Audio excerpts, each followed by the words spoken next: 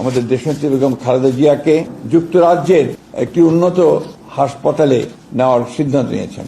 কাতার আমির তার নিজের উদ্যোগে একটা অত্যন্ত উন্নত মানের এয়ার অ্যাম্বুলেন্স পেয়েছি এবং সম্ভবত খুব ভোরে দেশনেত্রী বেগম খালেদা জিয়াকে নিয়ে তারা যুক্তরাজ্যে চলে যাবে। আমার আছে টরেভিনো, আপনার আছে তো?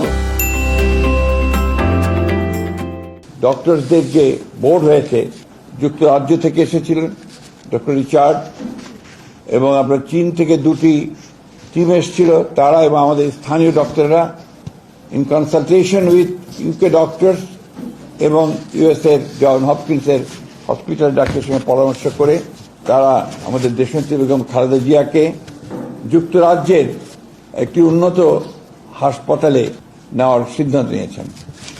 এতে আমাদের দলের ভারপ্রাপ্ত চেয়ারম্যান জনাব তারেক রহমান সাহেবও স্বীকৃতি জানিয়েছেন এবং তার চিকিৎসাও স্বীকৃতি জানিয়েছেন।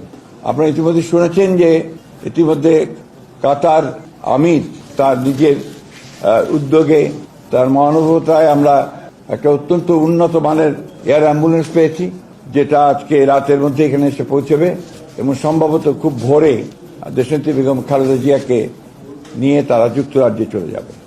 আনুষঙ্গিক যে সমস্ত কাজগুলো দরকার সেই কাজগুলো আমরা সেরে ফেলেছি এবং এখান থেকে আপনারা এর মধ্যে শুনেছেন যে কারা কারা যাচ্ছেন, তার সঙ্গে একটি চিকিৎসক দল যাচ্ছেন।